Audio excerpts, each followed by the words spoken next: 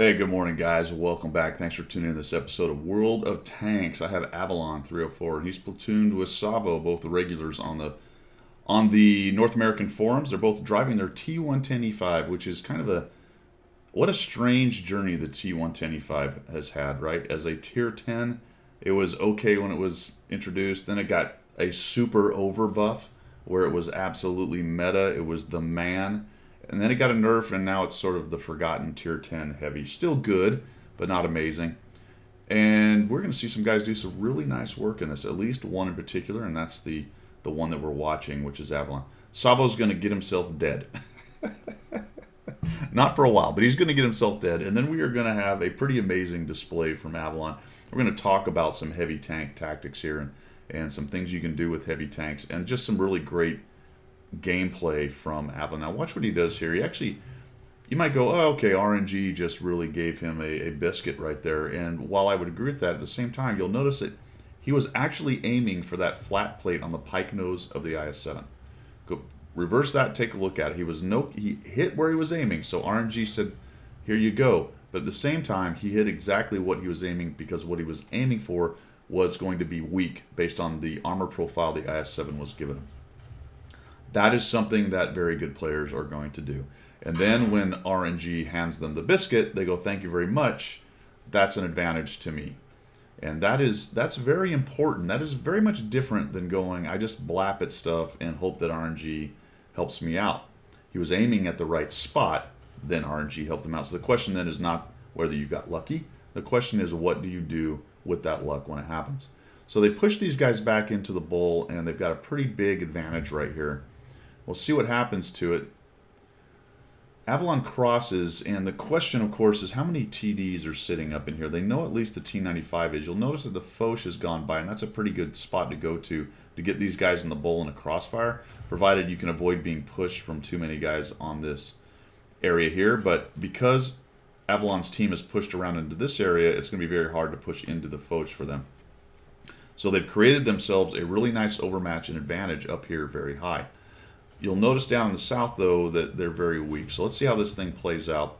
So far, I've got 813 damage. Being very careful right now about trading hit points. We'd rather do damage than trade hit points for damage in this part of the battle. But at the same time, you want to press your advantage. They're attempting to get in there and get rid of these two guys, but these guys are actually fighting them off pretty well. And you'll notice that the greens are taking a lot of damage just trying to get rid of these two and not doing a lot of damage to them. Look how many times they fired, how much damage that the greens have taken. And then we've got Avalon over here trying to pin down the T95. Now, I don't know if he had comms talking to Savo right here saying, hey, this T95 is really taking shots. By pinning him down like this, that allows them, or it stops the T95 from shifting too much. So while the azimuth of his gun may be able to cover some of it, he won't be able to react as well because he's pinned down. He obviously has enough azimuth to shoot at Avalon. You'll notice what Avalon's doing there. He was going up under the track. I'm just going to stop this for a second so I get. He was going up under. You can't see my cursor, can you? I hate that. Anyway, the track right there is hole behind it on the T95. So if you can get up under the track, you can actually do damage while tracking them at the same time. And you'll notice he was not firing heat while doing that because the track will eat the heat, right? So these are all those little things that go into being a very good player, thinking about and thinking through all those little scenarios, choosing the right ammo, shooting at the right spot, going after the right target. This is the only place where I really have any kind of gripe with what Avalon does here. He pushes into here and he spends a lot of time. Now the team does have an advantage, but look at this, it's not nearly what it was. They lost a Mouse, they lost another green over there, and there are some TDs down on the edge, specifically that WZ, which hits very hard. There's a 121 running around the city, a T10, and eventually you're going to find a Grill A in there. The greens, nothing really happened over here, so that means most of this team is camping hard on this ridge line, or maybe over in here, but the scout's proven they're not over on the east side, and he's about to go in and go after that artillery. By the way, that artillery spent most of the game bombing Savo and Avalon into oblivion. You can see Savo's down to 100-something hit points. So this is where I get into my only real critique of this, is we do spend a lot of time futzing around with guys who are camping down here. Now, They can be forgiven for not flexing back to the cap. Meta flex because they don't have to. The scout has proven there's nobody over there, at least at the moment.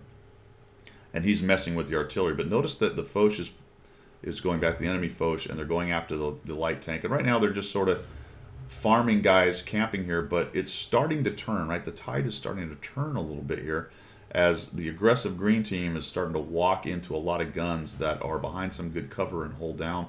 There's a Sturv 103 over there. Those are very difficult to dig out of hold down positions without bombing them with artillery or flanking them.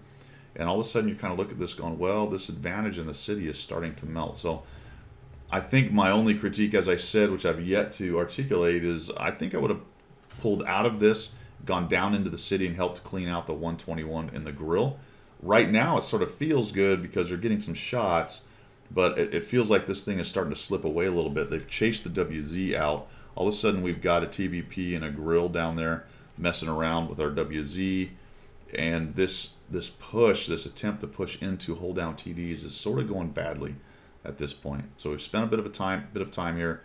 I think by now, if you'd have pulled out of there quickly and got down and helped the WT and the grill A, you may have been able to get into town and take out that enemy grill, and probably the 121 maybe a little faster. But let's see what happens, because we have a great finish coming up here, folks. I'm going to have a nice sip of coffee while we watch this and sit back.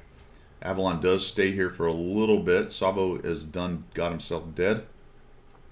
I didn't see who killed him. I'm assuming it was the WZ or somebody down in the city down there. Could have been the artillery as well. And I think that Avalon's thinking about moving, but he's a little bit worried about the 103 being up there. And that's a good point, actually. He may have been thinking, hey, even if I pull out and go low, when I come up top and try to run across here, if that Sturv is sitting up in those bushes, he's going to have shots on me. And they reload so quickly, and the 110 is so relatively slow, he may actually eat 2 shots before he can get into cover, but it looks like he's going to try that. You'll note that he came up, took a poke into those bushes, and then backed out, probably trying to see if he gets lit. That would help him know if that 103 is actually in those bushes there. So he goes over there and then thinks better of it and comes back. And now things are really going kind of south for them right now. His grill is in the city, the other grill's in the city, but the green grill is suffering crossfire because the TVP has now taken this southern area, and they've probably got some guys over here. This grill is not well supported. This one is well supported, right? The red grill has multiple guns that can fire at the green one. The green one has a Sturv and a WT sort of messing around on that hill, but I don't know if they're able to stay up there without being seen. Yeah, there we go. The 155 is killed by the red grill. So he was spotted, I have to assume, maybe by the Sturv. As he was messing around, it's hard to tell. He may have actually been seen by the grill. And now Avalon's thinking, well, geez, this is not going good. It was going good. Now it's not going great. He's got 2,000 damage, 1,448 assist and spotting. And now it looks like he's just going to chance the Sturv and pull out of that spot, and that's probably a great idea. Like I said, my only quibble is I think I would have done that earlier.